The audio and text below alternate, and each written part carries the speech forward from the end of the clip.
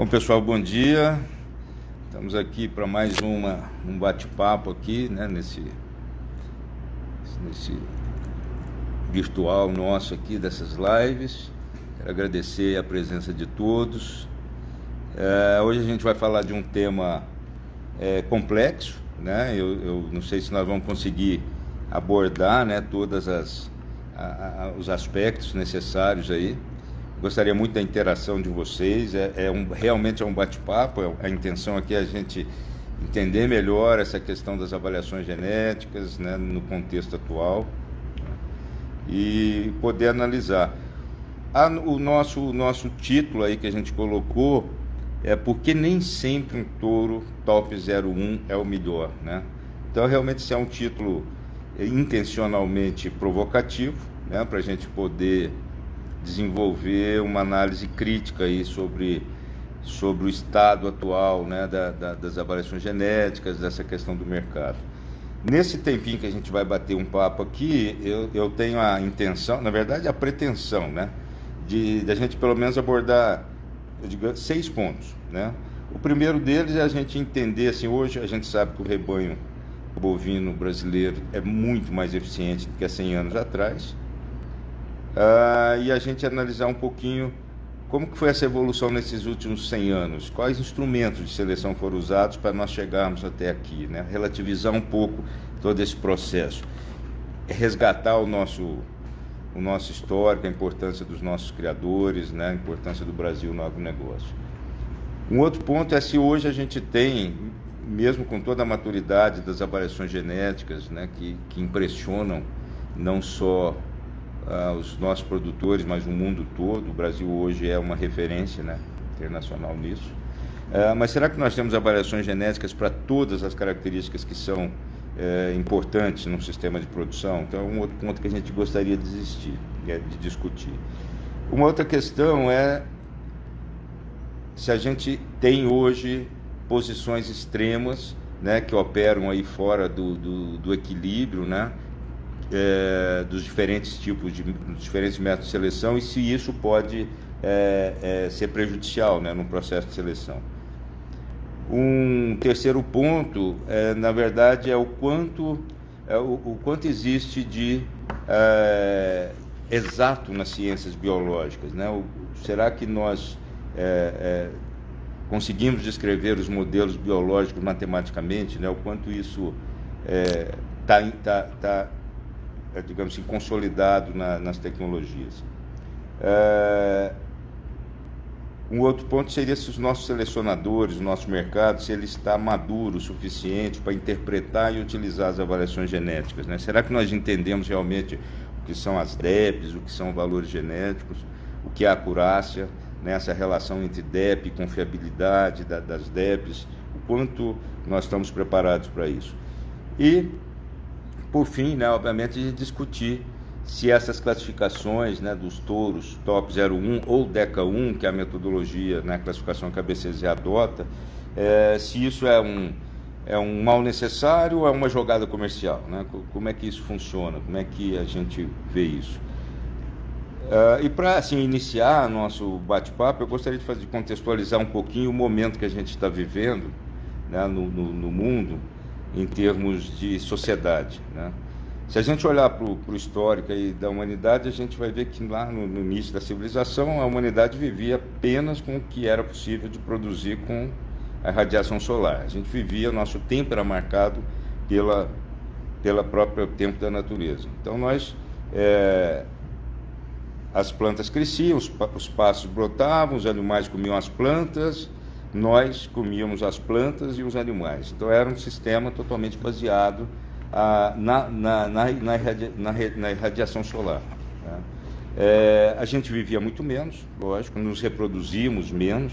E aí é curioso que a gente olha, e eu estou dizendo isso porque eu acho que é importante a gente entender em que momento da humanidade a gente está vivendo. No ano 1 depois de Cristo, nós éramos 150 milhões de pessoas no planeta. Demorou 350 anos para essa população dobrar de tamanho, para atingir 300 milhões. Depois, nós tivemos a evolução das ciências, a revolução industrial, descobrimos energia elétrica, máquina a vapor, aumentamos os meios de transporte, exploramos muito mais a Terra, e na virada do século XX, em 1900, nós atingimos o primeiro bilhão de pessoas no planeta. E aí é curioso que daí para frente a gente tem uma escalada exponencial. Demorou só 85 anos para a gente sair de 1 bilhão para 5 bilhões de pessoas no planeta. Hoje a gente tem em torno de 7 bilhões de pessoas, e as projeções nos mostram que em 2050 nós vamos ser 9,6 bilhões de pessoas vivendo no planeta. É lógico que isso impacta muito mais a exploração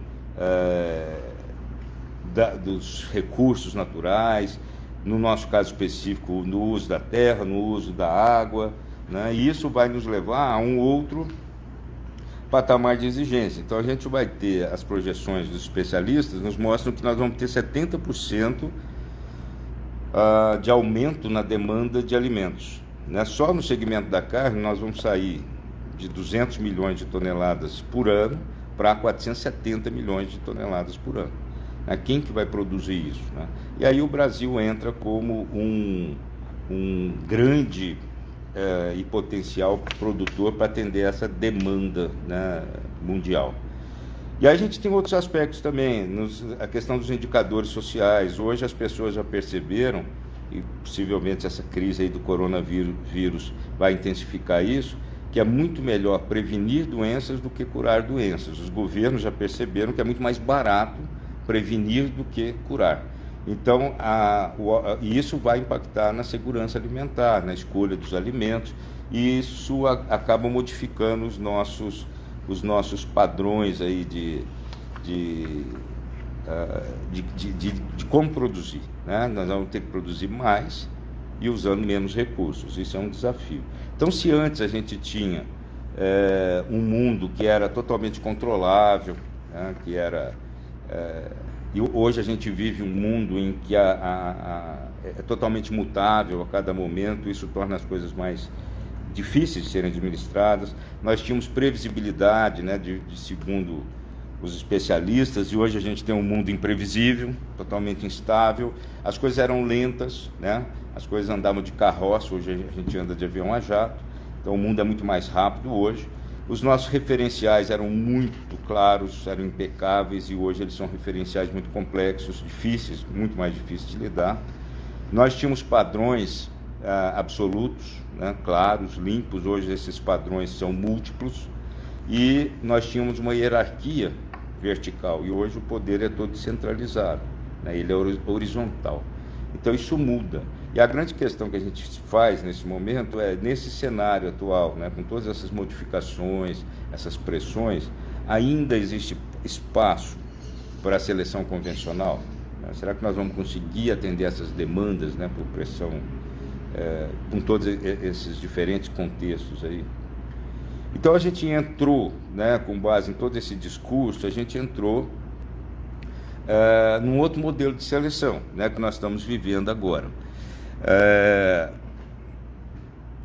Nós abandonamos, né, praticamente a gente mudou a forma de selecionar os animais, e há uma tendência da gente abandonar totalmente a percepção humana, a capacidade humana, para inaugurar aí a era do computador, né? Mas a gente tem que lembrar que os computadores, eles sozinhos, eles não tomam decisão, né? Quem toma decisão, no final das contas, é gente, né?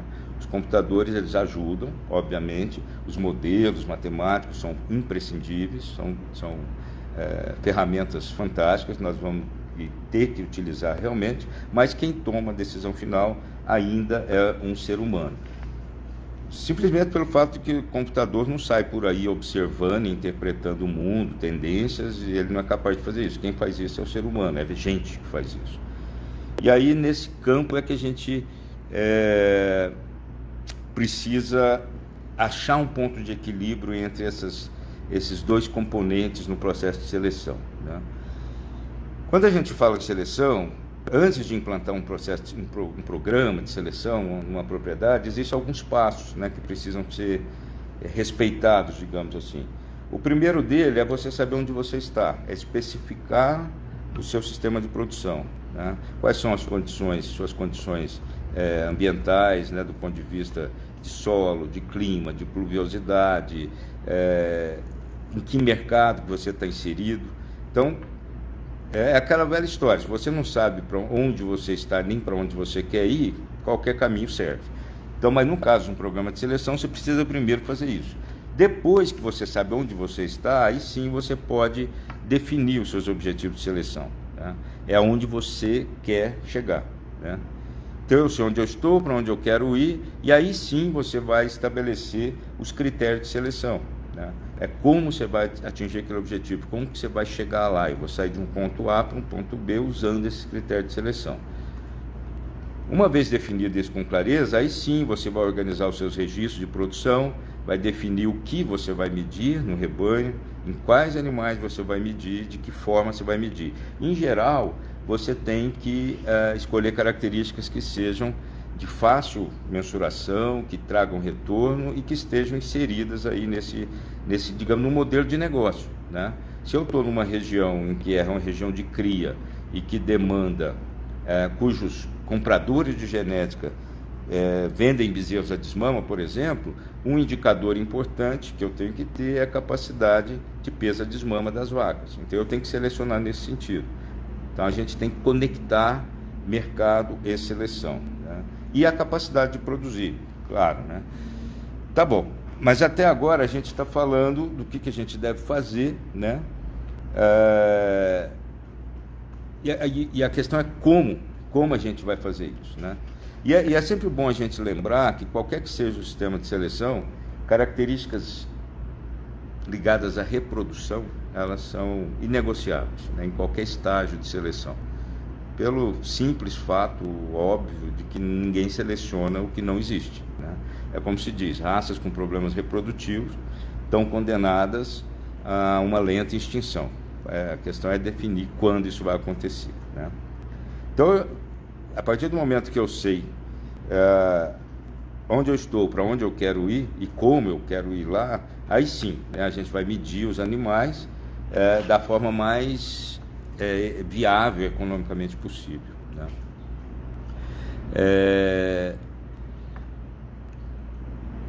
Enfim, mas o mais provável, e eu não gostaria aqui de generalizar, obviamente, mas é que a gente queima todas essas etapas, né? A gente vai muito pelo modismo, né? A gente entende pouco, a gente dedica pouco tempo na análise, né, no planejamento, e isso pode levar a erros até primários, né, que poderiam ser evitados. Então, para a gente voltar lá na nossa pergunta, né, por que nem sempre um touro top 01 é o melhor? Primeiro, obviamente, a gente precisa entender o que significa o top, essa classificação top, ou DECA, que no caso é o que a BCZ e o PMGZ usam, né? O top é uma classificação que vai desde do 01 até 100, em que você tem a população que foi avaliada segmentada em níveis, né, de superioridade em função de um índice, né? Então, no caso do conceito DECA, que é o que nós usamos, o DECA 1, ele significa que aqueles animais estão entre os 10% melhores animais daquela população que foi avaliada. E assim sucessivamente, né, até o DECA 10, que são os 10% piores, né, animais. Pois bem, como que a gente obtém essa classificação? É com base em um índice, né? Então nós temos que entender o que é o índice também.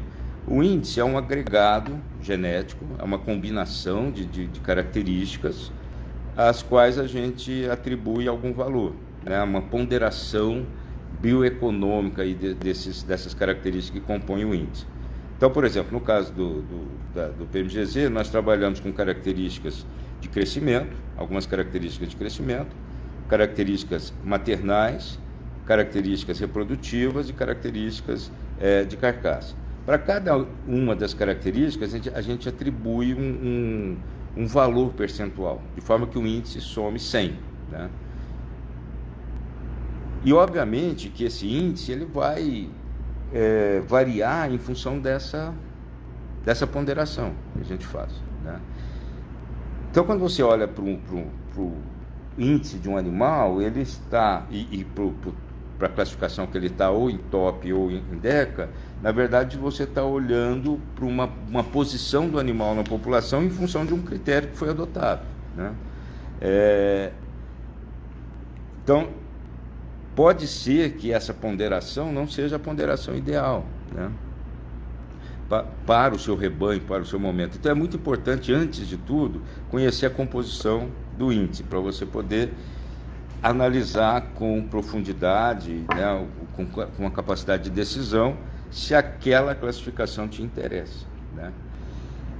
Tá, até agora a gente está falando muito de uma forma um pouco matemática, né? Nós estamos falando matemática, mas biologicamente do que a gente está falando quando a gente fala em índice, né? Como a gente falou, o índice de seleção ele traduz um agregado genético, né, onde a gente atribui diferentes ponderações aí para cada característica, né? Como a gente atribui diferentes ponderações, né, para essas características, é possível que um animal seja negativo em uma característica e mesmo assim ele se classifique bem, até como um top 01 ou como uma DECA 1. Né? Por quê? Porque outra característica em que ele é muito bem, ele tem um desempenho bom, compensou aquela diferença. E aí surge o grande problema. Pode ser que exatamente aquela característica que o animal é negativo seja a característica que mais interessa ao seu plantel naquele momento, né? Então, assim, olhar de forma absoluta para o índice pode incorrer em alguns erros, né? Agora, lógico que isso não faz da classificação top ou DECA o vilão da história, né? Absolutamente. Porque, como toda e qualquer informação, ela precisa ser interpretada e bem utilizada. É só isso. A gente sempre costuma fazer um paralelo, se a gente imaginar, por exemplo, a energia atômica, ela pode ser vista tanto como um poder de destruição, e curiosamente, quando a gente olha para o Japão, por exemplo, que teve uma destruição catastrófica de cidades em 1945, com o uso da bomba atômica, e hoje 30% da energia que move o país é energia atômica. Então, é a mesma tecnologia usada de formas diferentes. Então, a tecnologia em si, ela não é boa nem ruim, depende da forma, né, que você avalia, né? Então, assim, uma sugestão, eu estou vendo aqui alguns comentários, o Maurício está dizendo que o olho ainda manda muito, né, professor? Sim, o olho faz parte do processo, nós vamos falar um pouquinho disso um pouquinho mais para frente. A Gabi também está dizendo aqui que tem que tomar cuidado também, que tem características que são desejáveis, que sejam negativas, como idade ao primeiro parto. Sim, claro, né? Então, idade ao primeiro parto, quanto menor, melhor. Então, obviamente, tem que fazer essas diferenciações, né? Mas, enfim, do ponto de vista prático, o que a gente pode sugerir, né? A classificação ela é necessária porque a gente trabalha com muitas características simultaneamente. Então, o método de índice de seleção é um método consagrado que te permite combinar da melhor forma possível diferentes demandas genéticas do rebanho. Então, eu quero selecionar para aumento do peso da desmama, para melhorar a habilidade materna das fêmeas, para melhorar a precocidade sexual, melhorar características de carcaça, enfim, outras características. E a forma da gente trabalhar com isso, tecnicamente, é compondo um índice, né? No nosso programa, o índice não é engessado, porque a gente sabe que diferentes núcleos de seleção têm diferentes demandas. Então, você pode compor um índice de acordo com o seu diagnóstico ali naquele momento do seu de descarte ali, de seleção dos animais, de acordo com o momento que você está vivendo. Mas do ponto de vista prático, a classificação top ou a classificação DECA, ela é um ótimo indicador para uma apartação inicial, né, com base naquela composição que foi feita. Quando você faz essa, digamos assim, eu limito a minha população a determinados níveis de classificação ou top ou DECA, isso reduz o seu universo, né, para você continuar o seu processo seletivo. E esse processo, essa primeira grande apartação baseada nos indicadores, nos índices, elas são muito válidas porque elas te levam a alguns benefícios imediatos. O primeiro deles é você conhecer exatamente quais características que foram analisadas que estão compondo aquele índice. Isso é fundamental aí para você, exatamente aquilo que a gente falou antes, saber se o índice está contemplando características que te interessam e em que intensidade essas características estão sendo contempladas. E saber, aquilo que a gente já comentou, se algum animal é negativo em alguma característica, especialmente uma característica que é importante naquele momento do seu processo seletivo. Imagine se o seu objetivo é melhorar a habilidade materna e um determinado reprodutor, por exemplo, é um top 01, mas ele é negativo exatamente naquela característica, né? Isso seria desastroso, né, para o processo seletivo. E um outro ponto, né, que nós precisamos trabalhar é a questão da confiabilidade dos valores genéticos, né? Antes da gente entrar nesse assunto, eu estou vendo aqui uma mensagem do Otávio, está dizendo assim: me parece que o IABCZ foi desenvolvido cientificamente considerando pesos econômicos. Exatamente, né, Luiz Otávio? Foi feito um estudo para conhecer a contribuição econômica de cada característica e elas foram consideradas na ponderação, sim, né? E aí temos uma outra pergunta aqui do Megagen, da Universidade Federal do Rio Grande do Sul, que diz assim: por que ainda preocupamos com o uso ou não das DEPs se no estrangeiro isso não acontece há décadas? Então, olha, eu te diria o seguinte: eu acho que são momentos ainda diferentes. Eu acho que quando a gente olha para as raças taurinas, o hemisfério norte, eles têm 500 anos de seleção, né? Eles estão em outro estágio. Eu acho que nós ainda temos um dever de casa para fazer e precisamos combinar essas características. Um outro ponto, talvez, que a gente precise considerar é que os sistemas de produção do hemisfério norte, eles são mais padronizados, né? Eles são baseados mais em sistemas mais intensivos, e isso permite, então, digamos assim, não uma restrição, mas uma menor demanda por variabilidade genética, né? No Brasil, nos ambientes tropicais, nós temos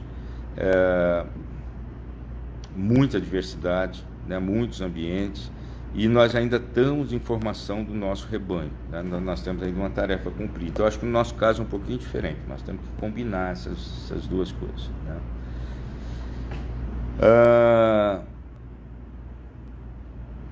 Aqui tem o Gabriel também está dizendo: o erro está em tudo, mas se há chance de errar escolhendo o DECA 1 para as características desejáveis, a chance de erro aumenta escolhendo o DECA 2, 3, até porque o conceito DECA é mais amplo do que o 01 a 9. Exatamente, o Gabriel, exatamente, acontece isso. Na verdade, a ideia do DECA é você aumentar a população passível de escolha final, né, ao invés de engessar ela muito numa população menor, e para permitir que você faça uma segunda abordagem, né, olhando outros componentes aí do processo de seleção, né? Tem muita pergunta aqui, eu não estou conseguindo acompanhar todas. Tem o Matheus Vargas, está dizendo: como proceder com a utilização de touros jovens com baixa acurácia de predição? Matheus, você estava um pouquinho lá na frente, mas eu vou adiantar aqui, tá? Aí a questão é o seguinte: a todo valor genético estimado, no caso nós estamos chamando de DEP, existe uma medida de confiabilidade, que é a que a gente chama de acurácia. A acurácia é um indicador que mede a correlação existente entre o valor estimado e o valor genético verdadeiro do animal. Ela varia de 0,1 a 1 ou de 1 a 100%.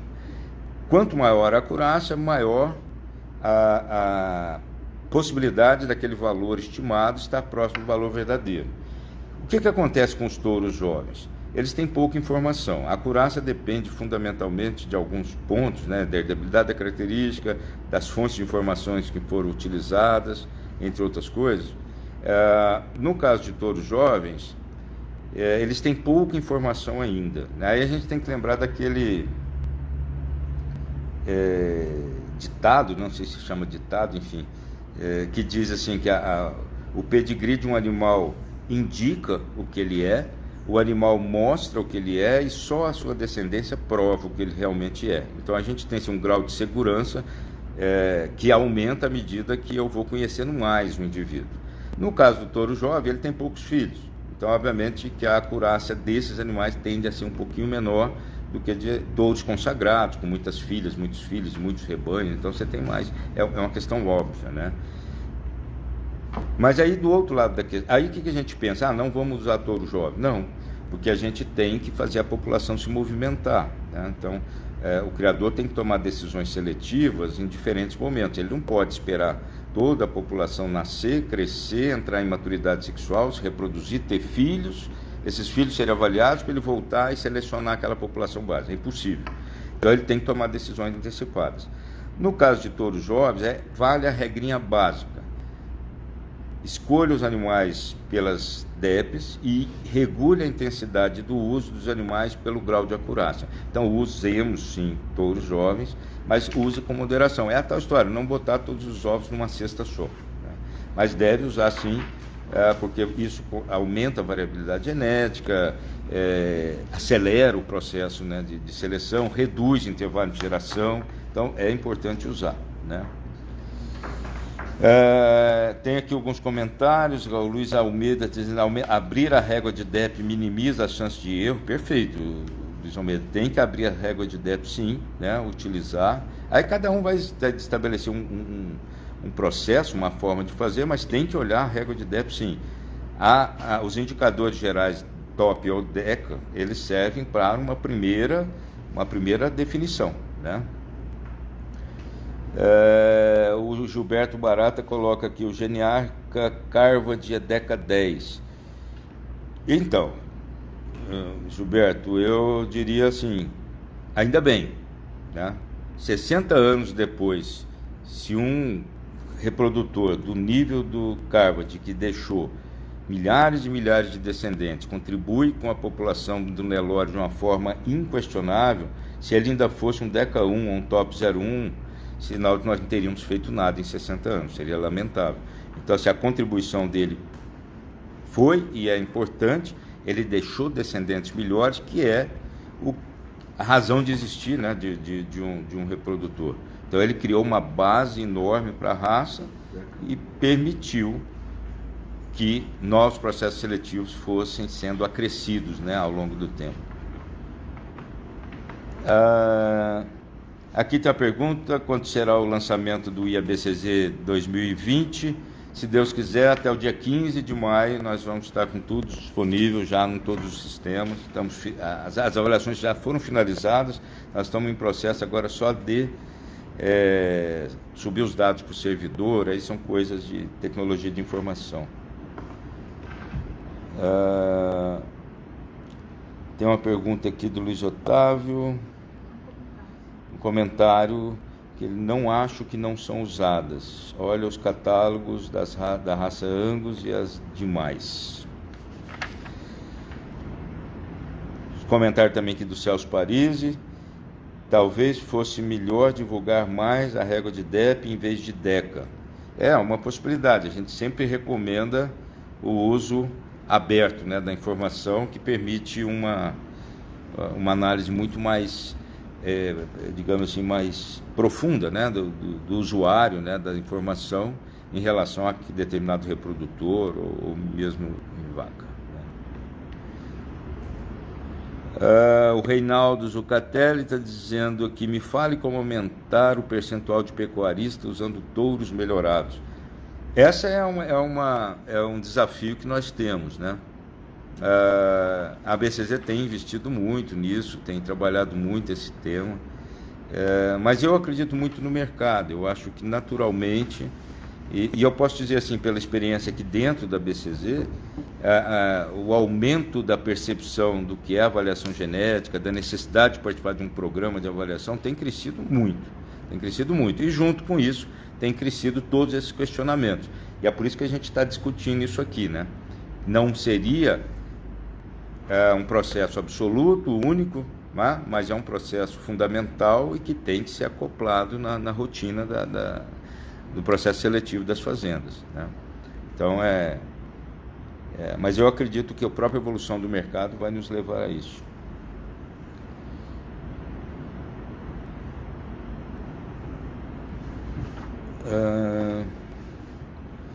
Também o Luiz Almeida está dizendo aí, entra a avaliação genômica como ferramenta fundamental para a obtenção mais assertiva da acurácia de animais jovens. Perfeito, Luiz Almeida. Um dos grandes ganhos aí que nós estamos tendo com a genômica é aumentar a confiabilidade de características para animais jovens, né? Isso é um efeito fantástico da genômica, né? Em média, é como se a gente estivesse olhando para um bezerro, como se ele já tivesse 8 filhos, né? De uma forma meio bem genérica. Então isso melhora muito, né, o nosso grau de assertividade, com certeza.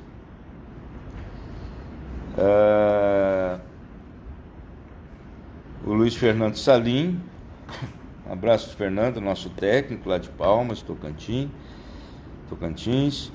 comentando que o PENAT é um excelente caminho. Sim, o PENAT, o nosso programa de avaliação de touros jovens, ele tem exatamente essa filosofia, né, de conciliar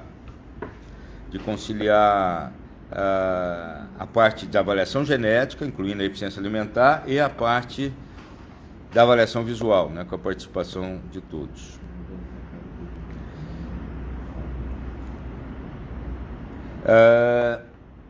Quanto à efetividade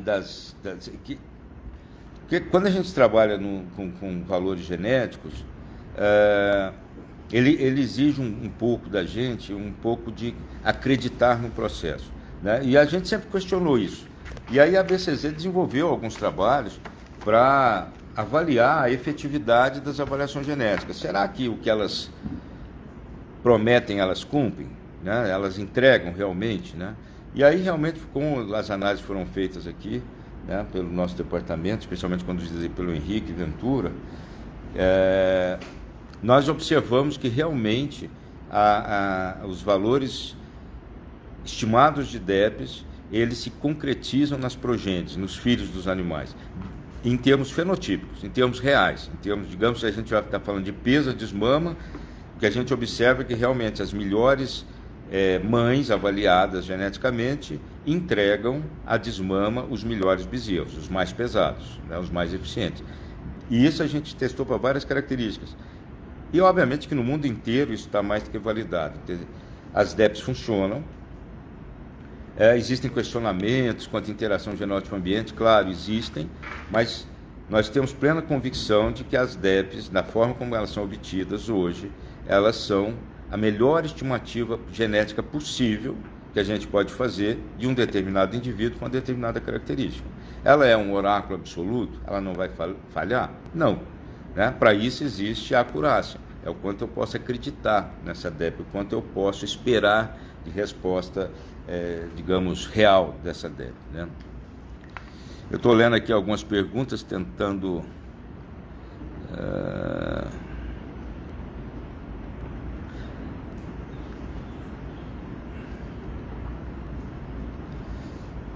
Depois eu vou seguindo aqui. Deixa eu só seguir aqui um pouquinho.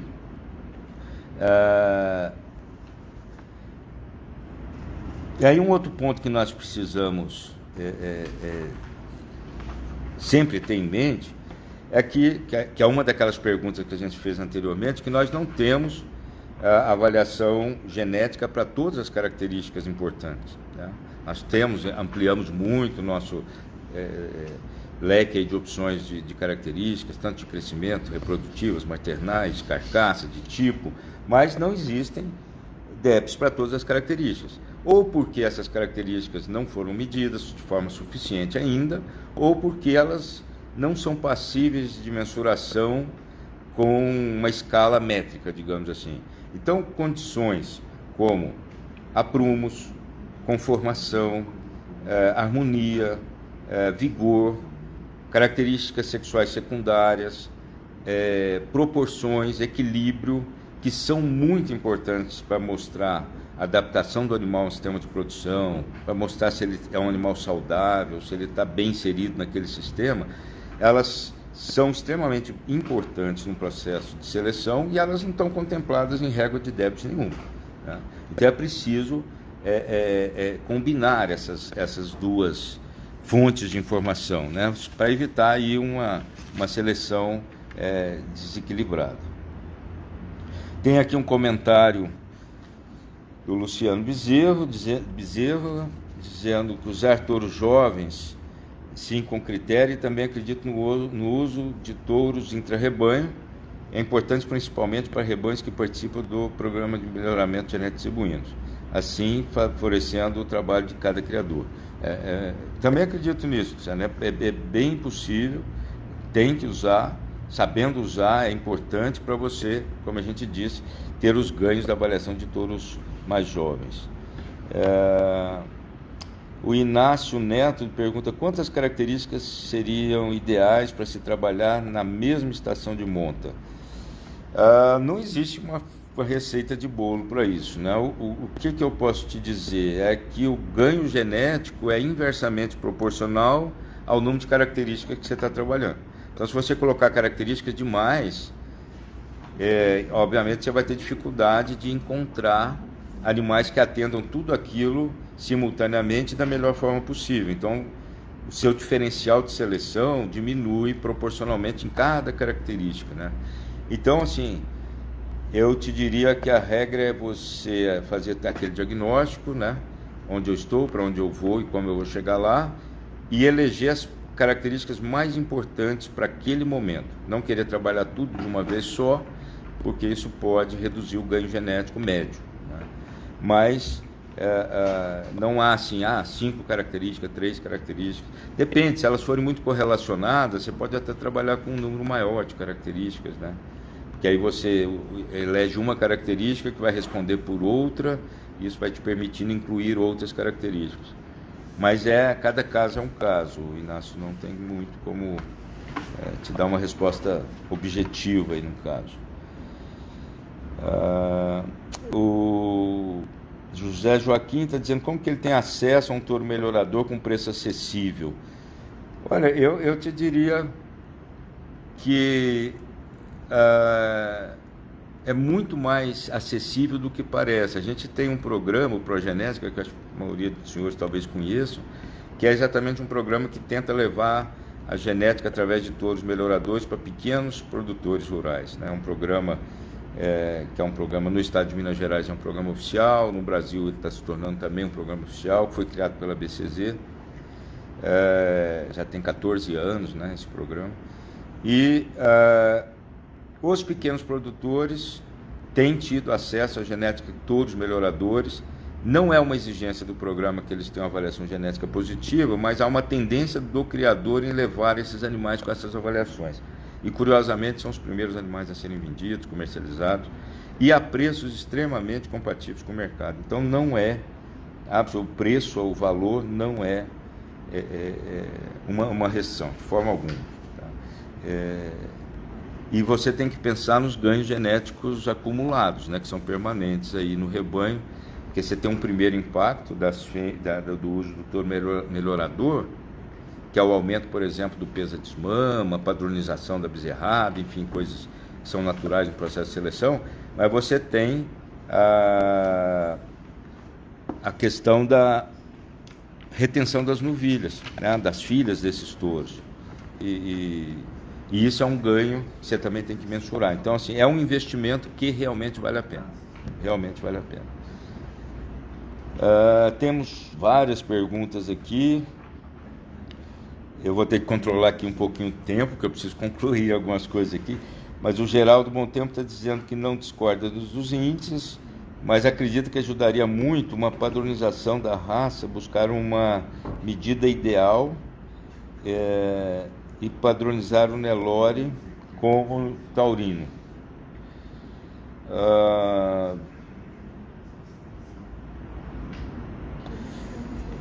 Geraldo, eu não sei se nós conseguimos fazer isso em termos de Brasil, sabe?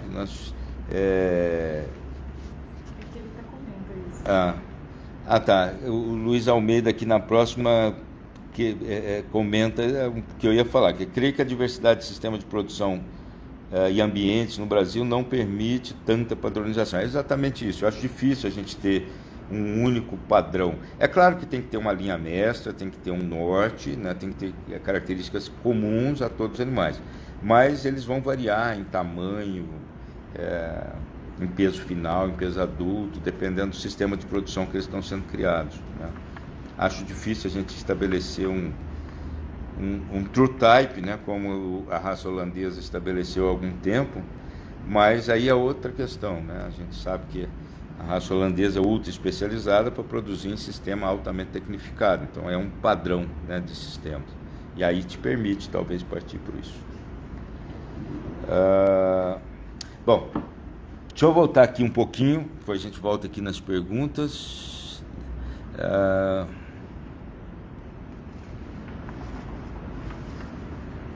O Naldo Martins está dizendo que progenética é o caminho de democratização do melhoramento. A gente também acha que é. A gente investe muito, acredita muito nesse programa, né? Mas aí voltando um pouquinho na questão do... Porque nem sempre o touro top 01 é o melhor, é a questão do equilíbrio, né? A gente tentar combinar essas diferentes competências, avaliação objetiva, avaliação subjetiva, né? O que separa esses mundos aí é uma linha muito frágil, é muito tênue. Então essa capacidade de você, num grupo de animais previamente classificados aí como bons, geneticamente bons, você agregar isso uma avaliação que extrapole os números e que observe, como a gente falou, questão de aprumos, conformação, questão da raça. A raça é um elemento extremamente importante que às vezes é muito confundido. As pessoas tendem a entender raça, e talvez até por uma questão que nós mesmos criamos, né? Como uma beleza estética, né? Raça vai muito além disso, né? Raça significa prepotência genética, significa capacidade de imprimir padronização na produção, capacidade de gerar médias mais consistentes, capacidade de permanência desses ganhos ao longo do tempo, né? Isso tudo é o conceito de raça. É raça no sentido de zootécnico, a beleza racial zootécnica, que inclui também, é claro, um distintivo comercial, né? Um animal tem pelagem branca ou vermelha, tem determinada definição de chifre ou ausência de chifres. Isso é um distintivo comercial associado a um comportamento econômico. A raça, esteticamente desvinculada de um propósito comercial, ela realmente não tem sentido. Mas quando ela está vinculada a um propósito comercial, ela dá ao comprador uma esperança, uma garantia de que vai haver resultados concretos e homogêneos. E isso é o conceito de raça que a gente tem que se prender, tem que valorizar, né? Quer dizer, quando a gente coloca em extremos, aí a gente entende, né? Ninguém pensa em utilizar uma raça como o holandês, por exemplo, para produzir leite num calor de 40 graus a pasto, né? E a gente reconhece um animal holandês à distância porque ele tem determinadas características, que é o conceito da raça. Mas atrás disso tem um componente genético, econômico e com vinculação a um sistema de produção. Então, desse ponto de vista, raça é importante. E raça não está nas tabelinhas de DEPs, não está nos tops, não está nas DECAs. Ele é um elemento que extrapola, né, esse processo e precisa ser recuperado, né? E quando a gente leva isso para extremos, essas discussões extremas, né, de que ou é só número, ou é só avaliação visual, a gente rompe com qualquer possibilidade de diálogo. Isso não é bom, né? Isso não contribui para a gente encontrar realmente a verdade aí nesse processo, né? Então é preciso combinar realmente, né? O que a gente pensa assim, da próxima vez que você se deparar com um touro top 01, você se pergunte assim, tá bom, o que mais tem aqui, né? Esse é o ponto. É um ótimo começo? É um ótimo começo, sim. Tecnicamente, sim. Metodologicamente, cientificamente comprovado, funciona. Mas ele não envolve todo o processo. Então é uma coisa assim, quase que óbvia, né? Da gente como trabalhar com essas questões, né? Deixa eu ver aqui, tem várias perguntas, ver se eu consigo responder parte delas. O nosso tempo já está acabando. O Pedro Gomes Radaron, acho que é isso, comenta que utilizar a interação genótipo-ambiente para melhorar melhor locar os animais, assim eles podem expressar melhor os seus genes. Sim, existe interação genótipo-ambiente, o Pedro, elas podem e devem ser usadas, né? Existem métodos para fazer isso, mas é importante a gente entender que as metodologias utilizadas hoje são universalmente aceitas e elas têm um propósito muito claro: estimar o valor médio, valor genético médio do gameta médio de um animal.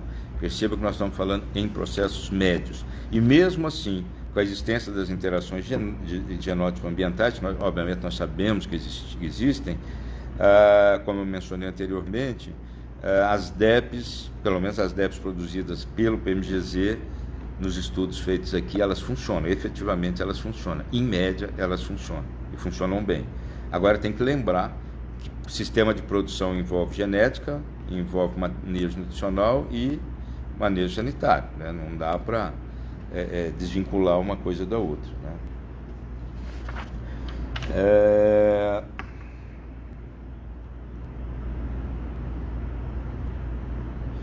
O Rodrigo, não sei se é Rodrigo, é Rod Jumper, né? Comenta que é importante ressaltar a dificuldade de encontrar pessoas com conhecimento técnico suficiente para lidar com a régua de DEPS, e o uso do índice previamente estudado pela BCZ seria um facilitador. Exatamente, Rodrigo. O índice é um facilitador, porque se tem centenas, né, no rebanho, né, um rebanho tamanho médio, você vai ter centenas de animais com centenas de informações, você precisa de ter um elemento sistemático que organize a informação para você. E o índice exatamente faz isso, né? Ele agrega as informações, pondera as informações e te oferece um ranqueamento. E você tem que ter capacidade de trabalhar com essa informação, não de forma absoluta, mas de forma relativa, né? Tem aqui uma pergunta: se a genômica é eficaz apenas em touros ou em fêmeas, ela tem o mesmo valor? Tem exatamente o mesmo valor. Até a recomendação da genômica, aqui não diz quem fez a pergunta, é mais interessante para o criador investir nos animais jovens, por exemplo, nas novilhas de reposição, em genômica, para conhecer melhor o valor genético de quais ele vai reter e quais ele vai descartar, do que eventualmente em touros, né? Então tem valor e muito, né? A genômica é muito recomendada para características de manifestação tardia, difíceis de serem obtidas, e que tem restrição nos sexos, né? Características que se expressam só em um do sexo. Então ela é sim muito recomendada nesse caso. O Caio Galvão está pedindo para eu mandar um abraço para o pai dele, Roque. Um abraço, Roque. Muito bom. Um abraço para você também, Caio. Obrigado pela participação. O Geraldo Bom Tempo comenta que gosta muito do gado do Golias e já recebi críticas sobre o marmoreio da carne do Nelore. Você pode falar sobre o impacto dos índices no marmoreio? O impacto no índice do marmoreio é o mesmo que qualquer outra característica. Se você priorizar o marmoreio no seu processo seletivo como uma característica fundamental, você vai ter respostas mais intensas nessa característica do que em outras, né? O marmoreio não é uma característica, digamos assim, geral, dentro da raça Nelore, especificamente que está falando do Golias, que é uma linhagem, né, que apresenta essa característica com um pouco mais de intensidade. E se você priorizar isso, essa resposta vai vir, né, em termos na produção de carne, né. Eu acho que ela tem que ser relativizada com outras características.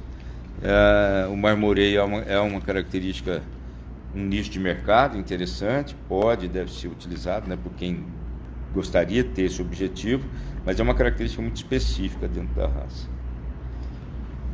O Arthur Góes comenta que se não seria interessante um índice nas DEPs que mostrasse a eficiência das características por região demográfica. Nós temos um trabalho em andamento nesse sentido, Arthur, que aí exatamente volta à questão da interação genótipo-ambiente, né? De procurar desenvolver metodologias que possam mapear melhor o sistema, as diferenças dos sistemas de produção, né, no Brasil. Agora, por outro lado, alguns poucos trabalhos que a gente fez mostram que há uma tendência dos melhores animais terem bons comportamentos em quase todos os sistemas de produção. Mas é muito cedo para afirmar isso, né?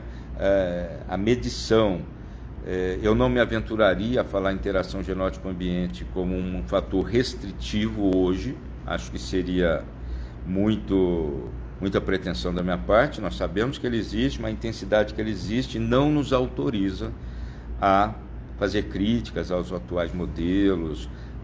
Quer dizer, nós não podemos ficar no achismo, né? Então, infelizmente, não podemos. Então, assim, que eles existem, deve existir, mas a intensidade dessa interação, até que ponto elas comprometem as DEPs tais quais elas são estimadas hoje, ainda para nós é uma incógnita, até porque as DEPs parecem responder bem. Nós temos um pouco mais de 5 minutos, eu tenho outras perguntas aqui. Do Vitor, está perguntando qual é a correlação entre DEP, DECA e EPMURAS. Vitor, nenhuma e tudo. DEP é o valor genético, né, a diferença esperada na progênie, para cada animal, para cada característica. A DECA é um conceito de classificação. DECA 1 são os 10% melhores animais de uma população, até o DECA 2, até a DECA 10, que são os 10% piores animais. Então, para você chegar na DECA, você precisa ter as DEPs, né? E o EPMURAS é um sistema de avaliação visual, que a gente olha estrutura, precocidade, musculosidade, umbigo, raça, aprumo e características sexuais. Nós temos também avaliação genética para as 3 primeiras, para estrutura, precocidade e musculosidade, embora elas não entrem no nosso índice, tá? Então, a relação que existe entre elas é que todas estão envolvidas no processo de melhoramento. O Fernando Santos pergunta qual o peso da idade ao primeiro parto em touros jovens, pois levam muito em consideração. É importante, Fernando, eu acho que vale a pena. Só que a característica intervalo, idade ao primeiro parto, é uma característica que tem muita influência ambiental, né? Então é uma característica mais complexa de ser trabalhada. Por mais que a gente remova todos os efeitos e procure, a gente sabe que existe uma influência do ambiente muito forte nessa característica. Então, assim, eu acho recomendável que você utilize sim, né? Ou idade ao primeiro parto, ou outras características para a escolha desses animais jovens. Eu te recomendaria que você olhasse com mais intensidade, talvez, a stayability, que é uma característica que ela tem uma consistência talvez um pouco mais efetiva, né? E ela teria quase de uma mesma forma o mesmo efeito aí da idade ao primeiro parto também, tá? Quanto tempo eu tenho? 4 minutos. Pergunta do Newton Pregolo. Newton, um abraço, obrigado por você estar aí conosco. Você acredita que os produtores já estejam aptos a lidar com o programa de precisão para diferentes ambientes ou estamos distantes desse estágio? DEPs precisas não dariam maior confiabilidade? Newton, a gente desenvolveu um trabalho juntos, né, exatamente aí estudando interação genótipo-ambiente. Eu aposto muito nos produtores, sabe, brasileiros. Eu acho que eles estão prontos, sim, eles estão aptos a lidar com essas situações. O que nos atrapalha um pouco, e aí eu quero voltar um pouco aqui para finalizar um pouco o que eu gostaria de ter falado, é exatamente o extremo, né? A gente não precisaria de discutir o que é bom, o que é ruim, quem está certo, quem está errado, né? É saber reunir todos esses elementos, trazer eles para o conceito da seleção, usá-los da melhor forma possível, entender que a solução do criador A não é a do B, não é a do C, que não existe animal perfeito para todos os sistemas de produção, separar o comercial do que é técnico, né? E isso eu acho que é o que nos levaria a um grau de maturidade um pouco maior, sabe, Nilton? Então, eu acho que se a gente conseguisse discutir com mais tranquilidade, com mais serenidade esses processos e entender que as competências da percepção humana e dos programas de avaliação, da oferta desses valores genéticos no mercado, combinar esses dois elementos que vai nos possibilitar dar um salto na pecuária. Eu acho que a gente pode introduzir qualquer assunto, né, que as pessoas são capazes de entender. O que dificulta muitas vezes são essas guerrilhas que nós mesmos criamos desnecessariamente, né?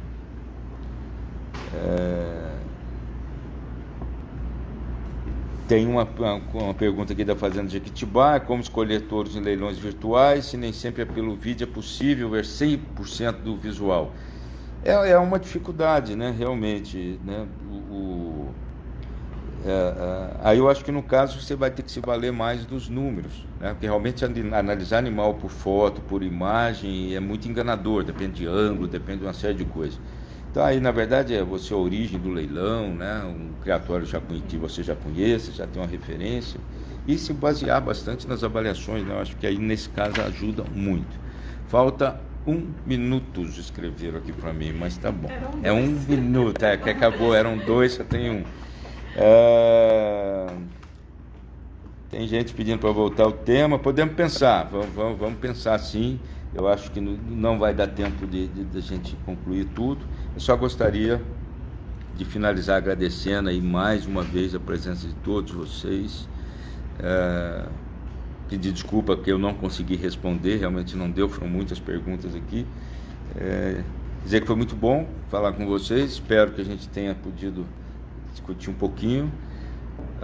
Vamos nos organizar aqui, se for possível a gente marca uma outra live aí com um tema, ou uma continuidade desse tema, ou um tema semelhante a ele, né, que nos permita fazer isso, e para discutir um pouco mais esse tema aí da avaliação genética.